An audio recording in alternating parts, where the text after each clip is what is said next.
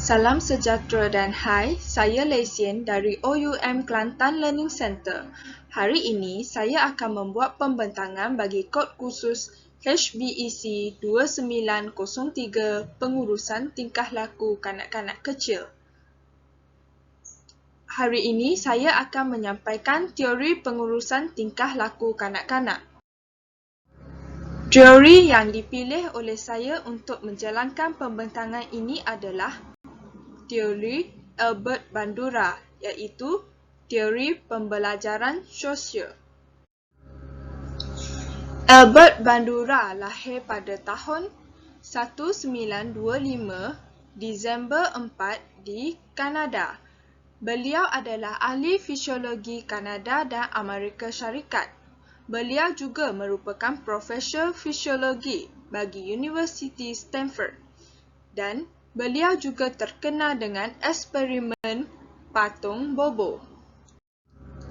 Definisi Albert Bandura pada tahun 1925 adalah Albert Bandura menegaskan bahawa faktor sosial, faktor kognitif dan tingkah laku merupakan elemen yang penting dalam kehidupan manusia untuk membentuk personaliti masyarakat, terutamanya kanak-kanak. Sekaligus, faktor sosial, faktor kognitif dan tingkah laku ini juga dapat membantu dalam pembentukan proses pembelajaran bagi kanak-kanak.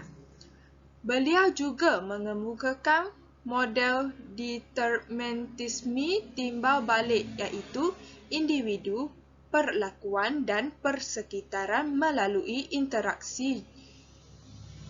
Ia juga akan mempengaruhi proses pembelajaran. Teori pembelajaran sosial Bandura pada tahun 1977 dibahagikan kepada 3, iaitu kaedah meniru, kaedah mencontohi dan kaedah pemerhatian. Kaedah meniru. Kanak-kanak akan menghasilkan perbuatan seperti mengikut cara, gaya, perkataan yang merupai dengan masyarakat sekelilingnya. Terdapat 5 peniruan, iaitu peniruan secara langsung, peniruan secara tidak langsung, peniruan gabungan, peniruan sekatan laluan dan peniruan tidak sekatan laluan. Kaedah peniruan ini juga sering diaplikasikan di dalam bilik darjah semasa proses pengajaran dan pembelajaran berlaku. Jenis-jenis peniruan. Yang pertama adalah peniruan secara langsung, iaitu peniruan tingkah laku role model. Kanak-kanak akan meniru percakapan guru semasa mengajar di dalam kelas, seperti "Selamat pagi semua", "Jangan" dan sebagainya.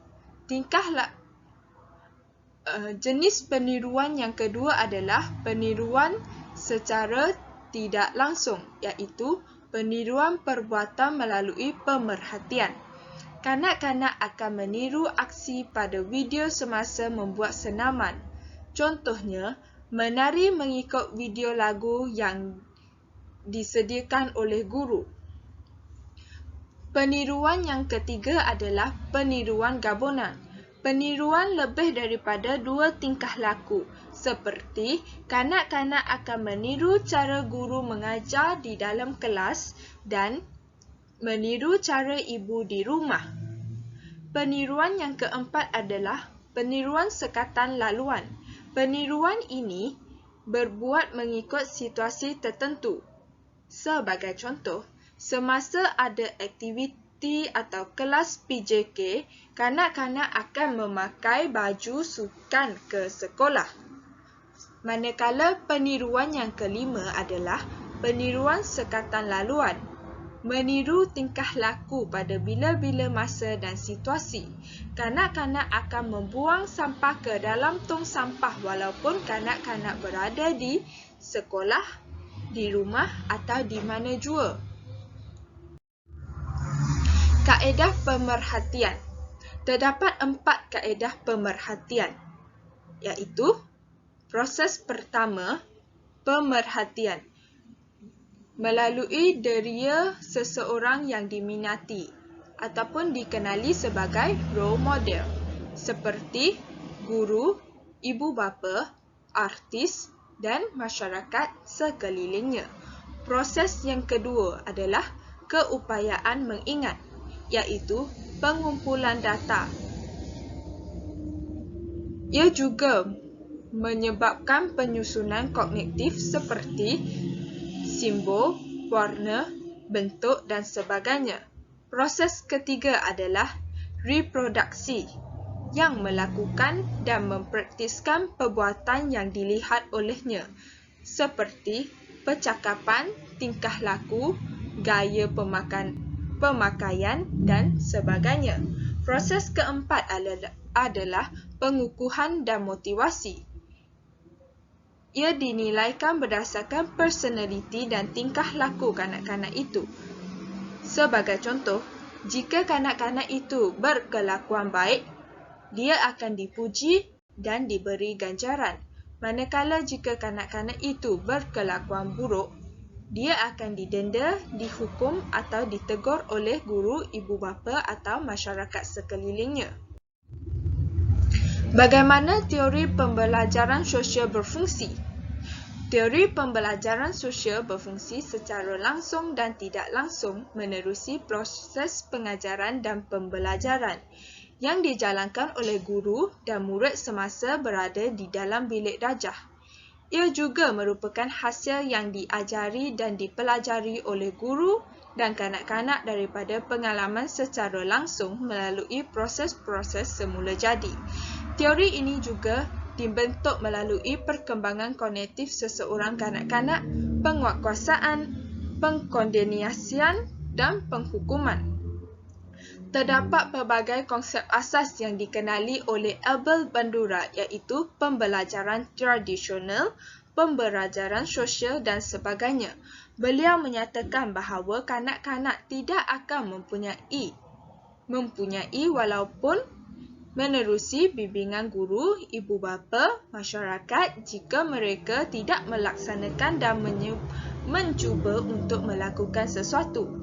Sebagai contohnya, semasa menjalankan aktiviti tenggelam timbul di kelas, jika guru hanya menjelaskan maksud sahaja tanpa membuka peluang untuk kanak-kanak mencuba, ia akan memberi kesan kepada pembelajarannya. Tetapi, jika guru memberi peluang kepada kanak-kanak untuk mencuba, mereka akan memahami konsep kerana mereka mempunyai pengalaman. Implikasi teori terhadap pengajaran dan pembelajaran yang pertama adalah mempraktikkan dan mendedahkan tingkah laku yang baik kepada kanak-kanak. Menerusi pemerhatian kanak-kanak semasa proses pengajaran dan pembelajaran di sekolah, kanak-kanak akan didedahkan dengan tingkah laku yang baik dari segi pertuturan, perbuatan, perasaan, pengalaman dan sebagainya. Melalui kaedah ini, lama-kelamaan ia akan secara automatiknya mempraktik dan membentukkan personaliti kanak-kanak yang positif kerana mereka mempunyai role model yang baik seperti guru.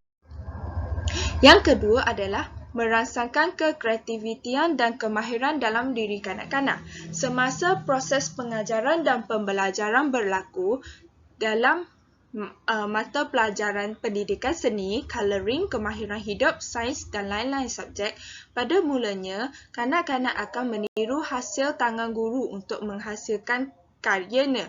Melalui peniruan ini, lama-kelamaan, kanak-kanak akan melahirkan kekreativitian dan menghasilkan karya mengikut kekreativitian yang ada kerana mempunyai teladan yang memainkan peranan dan simulasi kepada kanak-kanak. Semasa proses pengajaran dan pembelajaran berlangsung, guru akan mengajar nilai dan peranan yang positif dan penting kepada kanak-kanak seperti memberitahu peranan ketua dan penolong ketua kelas serta peranan kanak-kanak semasa berada di sekolah.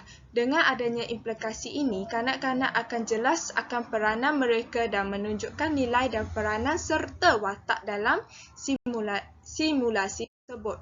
Kesimpulannya, teori pembelajaran sosial Bandura atau dipanggil sebagai Jabatan antara para pengamal dan konivasi ini telah memberi tumpuan kepada masyarakat, antaranya adalah hubungan manusia, tingkah laku, persekitaran, khususnya bagi kanak-kanak.